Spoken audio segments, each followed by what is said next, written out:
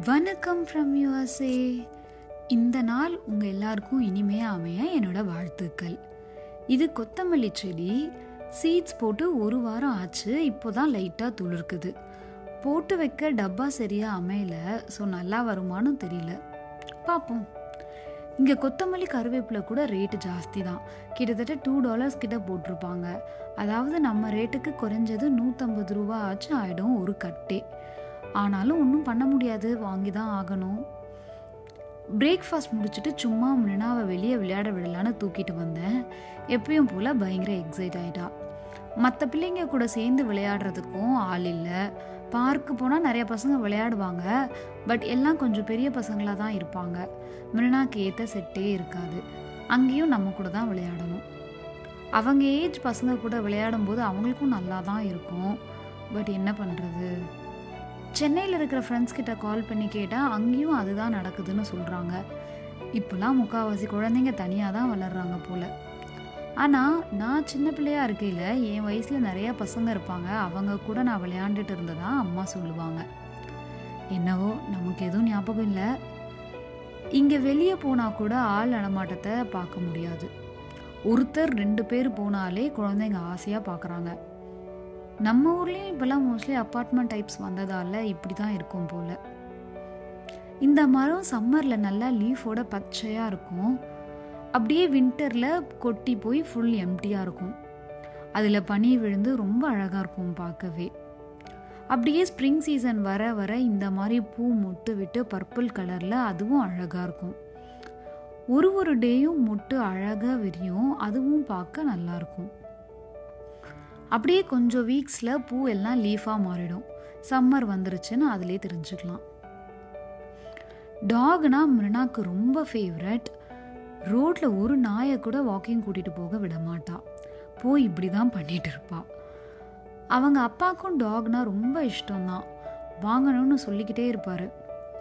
But எனக்கு தான் டாக்னாலே ரொம்ப பயம். கிட்ட கூட போக மாட்டேன். சரி, மிருனா கொஞ்சம் பெருசானதுக்கப்புறம் வாங்கிக்கலான்னு இப்போதைக்கு சமாளித்து வச்சுருக்கேன்.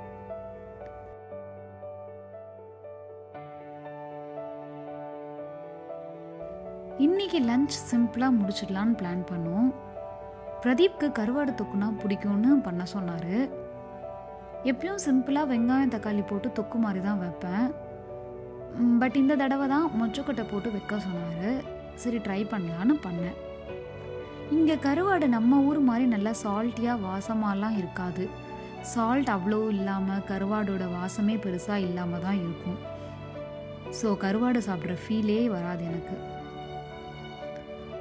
நான் ஒரு பிகினர் குக்கு தான். பெருசாக சமையலில் எதுவும் தெரியாது. கல்யாணத்துக்கு முன்ன வரை என்னை பெற்ற அம்மா தான் சோறு போட்டு வளர்த்துட்டு இருந்தாங்க. கல்யாணத்துக்கு அப்புறம் என் மாமியார் அம்மா சோறு போட்டு வளர்த்தாங்க. இப்போ நான் சோறு போட்டு வளர்க்குற ஸ்டேஜுக்கு வந்ததால் வேறு வழி இல்லாமல் ட்ரை பண்ணிட்டு இருக்கேன். யூஸ்வலாகவே எனக்கு புளி அளவு சரியாக வராது. அப்படியே நிதானமாக தான் ஊற்றி வச்சேன். இது கொஞ்சம் திக்காக கிரேவி மாதிரி வரணும்னு மனசில் நினச்சிட்டு இருந்தேன். பட் வந்தது என்னமோ காய்கறி மட்டும் தனித்தனியாக நிற்குது.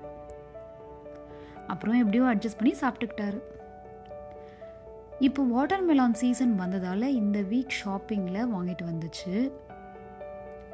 சாப்பாடு சாப்பிட்டுட்டு அதையும் கட் பண்ணி சாப்பிட்டாச்சு. டேஸ்ட் ஓரளவுக்கு நல்லாவே இருக்கும். பிரதீப் காரில் ஏதோ எடுக்கணும்னு போனதை பார்த்துட்டு நானும் போகணுன்னு அடம் பிடிச்சி போயிட்டா. இந்த மாதிரி டிக்கியில் உட்காந்து கதை பேசுறது அவளுக்கு ரொம்ப ஜாலியாக இருக்குன்ட்டு அதை பண்ணிட்டு இருந்தாங்க.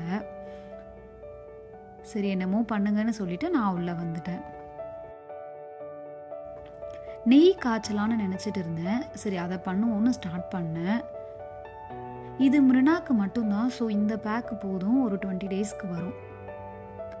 இங்கே நெய் கிடைக்கும் தான், பட் அவ்வளோ பியூராக இருக்காது அப்படிங்கிற மாதிரி இங்கே இருக்கிற ஃப்ரெண்ட்ஸ்லாம் சொல்லிட்டு இருந்தாங்க. சரி, எதுக்கு நம்மளே காய்ச்சிக்கலான்னு கொஞ்ச நாளாக அவளுக்கு இப்படி தான் பண்ணிட்டு இருக்கேன். இதுவும் சரியாக பண்ணுறேனான்னு தெரியலதான். பட் ஏதோ வீடியோஸ் பார்த்து அப்படி இப்படின்னு பண்ணிட்டு இருக்கேன். ஆறுனதுக்கப்புறம் பார்த்தா கீ மாதிரி தான் தெரியுது. சரி, ஓகேன்னு அதே ஃபாலோ பண்ணிட்டு இருக்கேன். எனக்கு பெருசாக சமைக்க தெரியலனாலும் முடிஞ்ச வரை வீட்டிலே ஹெல்த்தியாக பண்ணலான்னு இன்ட்ரெஸ்ட் எடுத்துகிட்டு அதையும் இதையும் ஏதோ ட்ரை பண்ணிகிட்டே தான் இருப்பேன். கேக்கு, மஃபின்ஸ், ஐஸ்கிரீம், ஃப்ரைஸ்னு அப்பப்போ ஏதாச்சும் பண்ணிட்டு இருப்பேன். சில நேரங்களில் நல்லா வரும், பல நேரங்களில் நல்லா வராது. அப்பயும் முகம் சுளிக்காமல் அக்செப்ட் பண்ணிப்பார். அதனால தான் நான் விடாமல் ட்ரை பண்ணிட்டும் இருப்பேன். உங்கள் வீட்லேயும் இது மாதிரி தானான்னு கமெண்ட்டில் சொல்லுங்கள். ஈவினிங் ஆயிடுச்சு, மிருனாக்கும் சைக்கிளிங் டைம் ஆயிடுச்சு. ஸோ அவங்க கிளம்பிட்டாங்க. வீடியோ பிடிச்சிருந்தா லைக் பண்ணுங்கள், சப்ஸ்கிரைப் பண்ணுங்கள். ஓகே, நம்ம அடுத்த vlog அல்லது வீடியோவில் சந்திக்கலாம். இப்போ பாய்.